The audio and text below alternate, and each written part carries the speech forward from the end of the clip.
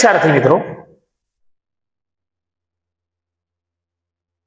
Article ભાગ 1 પછી ભાગ 2 માં આપનું સ્વાગત છે. ભાગ 1 આર્ટિકલ એ અને એન, અનિશ્ચિત આર્ટિકલ, ગણી શકાય એવા નામની આગળ મુકાતો આર્ટિકલ. જોઈએ આર્ટિકલ ધ, નિશ્ચિત આર્ટિકલ. નાના ઘણા બધા ટોપિક યાદ રાખીશું મિત્રો. કોઈક નિશ્ચિત વસ્તુ કે વ્યક્તિ, સપોઝ એક એક્ઝામ્પલ લઈએ. There is a cow under the tree. There is a cow. There is a cow under the tree. બીજું વિધાન કે વૃક્ષના નીચે ગાય છે. ગાય સફેદ છે.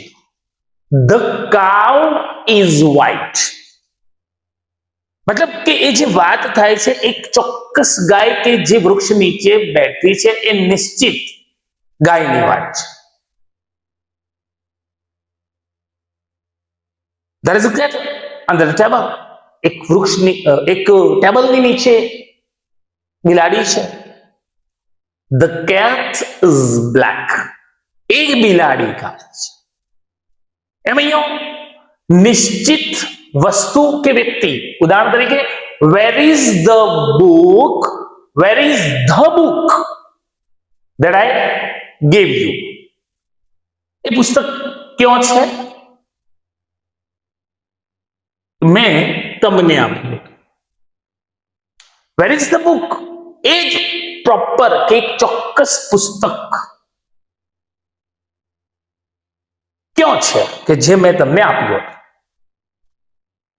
એ સિવાય સુપરલેટિવ ડિગ્રીનું નામ, જેમ કે the Dang is the smallest district of Gujarat. મેં અગાઉ કીધું એ પ્રમાણે એ અંગ્રેજીની સાથે સાથે શબ્દના અર્થ, વાક્યના અર્થ સાથે આપણે જોઈશું. સ્મોલ, સ્મોલર, સ્મોલેસ્ટ, તો આ સ્મોલેસ્ટ શબ્દ છે એ સુપરલેટિવ ડિગ્રી દર્શાવે છે. મતલબ કે ડાંગ એ ગુજરાતનો સૌથી નાનો જિલ્લો છે. The smallest, the biggest, the highest, the cleverest, જે પણ એસટી પ્રત્યે મોસ્ટ, એસટી પ્રત્યય સાથે જે પણ સુપરલેટિવ ડિગ્રીનું નામ હશે એની આગળ આર્ટિકલ આપણે મૂકીશું ધ. સાપેક્ષ તુલના કરવા માટે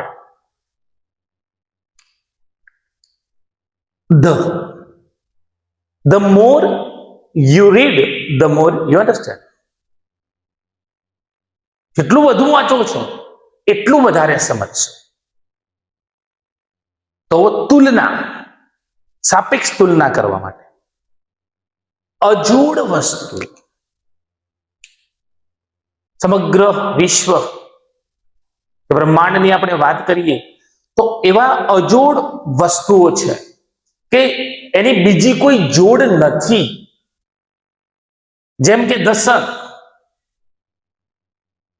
ધ મૂન, ધ અર્થ, સૂર્ય જેવો, જો આપણા સૂર્યમંડળની વાત કરીએ તો આપણા માટે સૂર્ય જેવો બીજો કોઈ સૂર્ય નથી. ધ મૂન, તો ચંદ્ર જેવો બીજો કોઈ ચંદ્ર નથી. જેમ કે ધ અર્થ.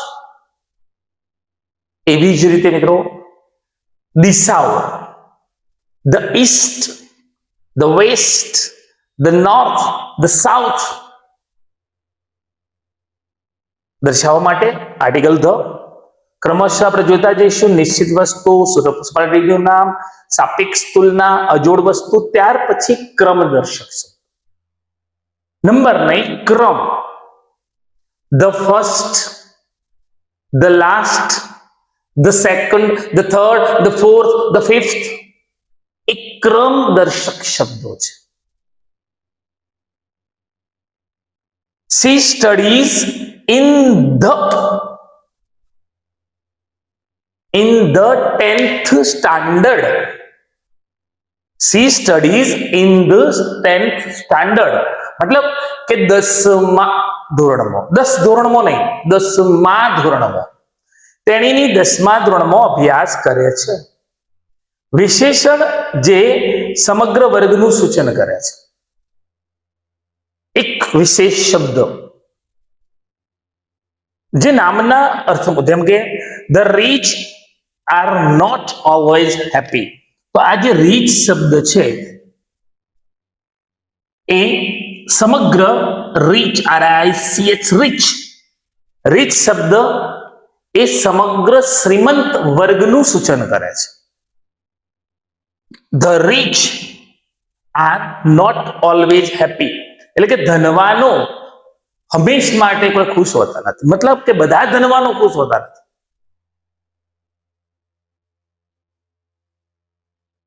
આપણે જોઈએ, નોંધ કરીએ, નિશ્ચિત વસ્તુ સુપરલેટિવ ડિગ્રીનું નામ, સાપેક્ષ તુલના કરવા માટે અજોડ વસ્તુના નામ સાથે ક્રમદર્શક શબ્દની આગળ અને વિશેષણ.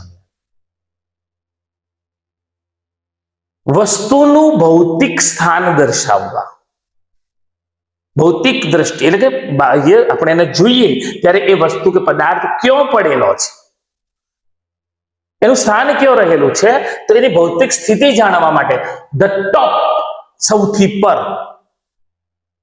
ધ મિડલ એટલે કે મધ્યમો, ધ બેક એટલે કે ની પાછળ. ઇન શોર્ટ, વસ્તુનું ભૌતિક સ્થાન, સુપરલેટિવ ડિગ્રીનું નામ, એક નિશ્ચિત વસ્તુ, વ્યક્તિ, પદાર્થ કે જેના વિશે અગાઉ ચર્ચા થઈ ગઈ છે અને ફરી તેના વિશે કંઈક કેવું છે, અજોડ વસ્તુઓ, એ સિવાય કેટલીક માહિતી અહીંયા લખી એવા દરેક નામની આગળ આર્ટિકલ ધ આવે છે. જેમ કે મહાકાવ્યો, ધ રામાયણ, ધ રામાયણ મહાકાવ્ય, ધર્મ ગ્રંથો, the Ramayana, the Bible, the Quran, આ તમામ ધર્મ ગ્રંથોના નામની આગળ વહાણ, the Titanic, the Carpathia, the Vikrant. તો એવા વહાણોના નામની આગળ નદીઓ, ધ ગંગા, ધ યમુના, એવા નદીઓના નામની આગળ આર્ટિકલ ધ. પર્વતો, પર્વત શિખર કે એવું કોઈ એક નામ નહીં, સમગ્ર પર્વતની વાત હોય ત્યારે ધ હિમાલયાઝ. સમુદ્ર, ધ અરેબિયન સી, રણ, ધ સહારા ડિઝર્ટ.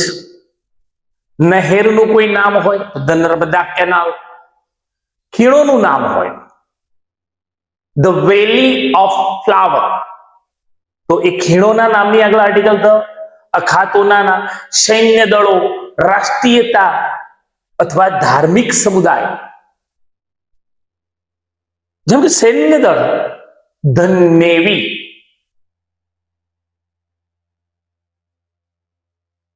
હા, કોઈ દેશના પ્રોપર નામની વાત નથી.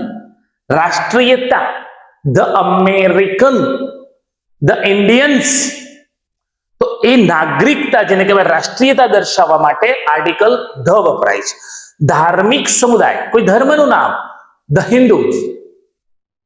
તો આ પ્રમાણે અહીંયા જે શબ્દ પ્રયોગો આપેલા છે એ શબ્દ પ્રયોગ પ્રમાણે જે પણ એના રિલેટેડ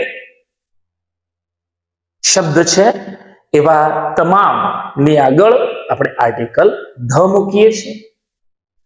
શોર્ટલી સમગ્ર આર્ટિકલનું આપણે રિવિઝન કરી લઈએ. એ એન ધ, ફરીથી એકવાર એ એન ધ. આર્ટિકલ એ વ્યંજનથી શબ્દ શરૂ થાય છે, ઉચ્ચાર વ્યંજન જેવો છે, એક એવો નિયમ. આર્ટિકલ એન સ્વરથી શરૂ થાય છે, ઉચ્ચાર સ્વર જેવો છે આર્ટિકલ એન. કેટલાક વર્ડ્સ એવા છે કે જે સ્વરથી શરૂ થાય છે પણ એનો ઉચ્ચાર વ્યંજનથી શરૂ થાય છે. ઉચ્ચાર સ્વર, જેમ કે ઓનસ્ટ શબ્દ મેં કહ્યું, તો ઉચ્ચાર પર આધારિત. અને એ ભાગની અંદર મેં સ્પષ્ટ કહ્યું છે કે ગુજરાતી બારાક્ષરીના જે સ્વર છે એ સ્વરના ઉચ્ચાર પર આપણે ડિપેન્ડન્ટ રહીશું. અ, આ, ઈ વગેરે વગેરે એ 12 સ્વર પ્રમાણે ઉચ્ચાર થતો હોય તો આર્ટિકલ આપણે એન મૂકીશું. 12 સ્વર સિવાય ઉચ્ચાર હશે તો આર્ટિકલ એ મૂકીશું. આર્ટિકલ ધનું થોડુંક ટૂંકમાં પુનરાવર્તન કરીએ તો નિશ્ચિત, જેમ કે વસ્તુ માટે એક ચોક્કસ બુક માટે કહ્યું છે, માટે ધ બુક. ડિગ્રી, સુપરલેટિવ ડિગ્રીનું નામ છે smallest, largest, biggest, cleverest. Article the આવશે. સાપેક્ષ તુલના, આ કરીશું તો આ થશે એવી તુલના માટે આર્ટિકલ ધ. અજોડ વસ્તુ, જેમ કે the sun, the moon, the અર્થ, દુનિયાની અજોડ કે એક ને માત્ર એક વસ્તુ માટે આર્ટિકલ ધ. ક્રમ દર્શાવતો, the first, the last, the second, the third, the fourth, the 10th, એવા ક્રમદર્શક. એટલે વિશેષણ જે સમગ્ર વર્ગનું સૂચન કરતો હોય એવા વિશેષણ, સમગ્ર વર્ગનું સૂચન કરતો, ધ પુઅર, ધ રીચ. ભૌતિક સ્થાન, ટોપ પર હોવું, મિડલ પર હોવું, બોટમ પર હોવું, એવા એક સ્થાનને દર્શાવે છે. એ સિવાય દરેકનું એક એક્ઝામ્પલ કહી દઈએ કે મહાકાવ્ય છે, ધર્મગ્રંથ છે, અમે ઘણા ઉદાહરણ તમને કયા, નદીઓ છે, પર્વત, સમુદ્ર, રણ, કે આવા એક પ્રોપર જે નામ છે એવા તમામ. અને આપણે એવું પણ કહી શકીએ, એ પણ એક અજોડ કહી શકાય જેને. ધ હિમાલયા છે તો બીજો કોઈ હિમાલય છે ને. નદીની વાત કરીએ તો ગંગા, ધ ગંગા, તો કોઈ બીજી ગંગા એવી નદી નથી. એ સિવાયની વાત કરીએ, રાષ્ટ્રીયતાની વાત કરીએ, ખીણોની કે ધાર્મિક સમુદાય, આવા તમામ શબ્દની આગળ આપણે લઈશું આર્ટિકલ